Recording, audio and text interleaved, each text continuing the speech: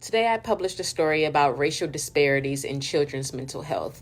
It's no secret that Black kids have a completely different experience in this country, but a new study published earlier this month linked experiencing structural racism to physical changes in the brain that later in life could increase the risk for developing PTSD, anxiety, or depression. The study was published in the American Journal of Psychiatry February 1st, and for it, researchers analyzed 7,300 white children and 1,800 Black children who were 9 and 10 years old. They found that the amygdala, the hippocampus, and the prefrontal cortex were slightly smaller in Black children, and those differences were not seen in white kids. These regions of the brain regulate fear, threat perceptions, memory, emotions. I interviewed the lead researcher, Dr. Harnett, and he said these areas are typically smaller in people who later develop PTSD and in some cases depression and anxiety. So Black kids already showing some of these signs is concerning. To get that information, researchers examined MRI brain scans of the participants. And here's where the link to structural racism comes in.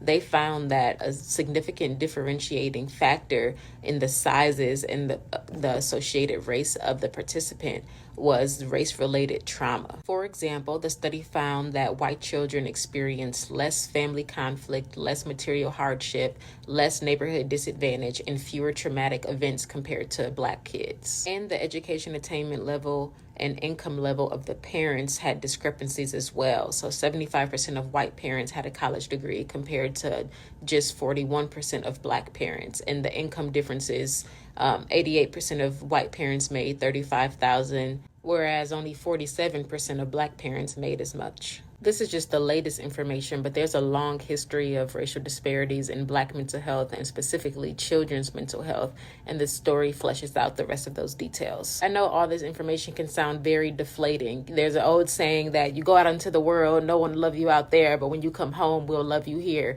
And now this study is saying even at home, there can be some barriers. And so I asked that very question, especially for Black parents, what can you do if you find yourself checking a lot of the boxes that this study identified as susceptible areas? I interviewed Dr. Valles, who is a mother of 3, and she said, just give yourself grace. That's what she does. She gives herself grace and listens to her kids and really tries to have open and honest conversations about what supports they may need, where it can come from, and other mental health resources available.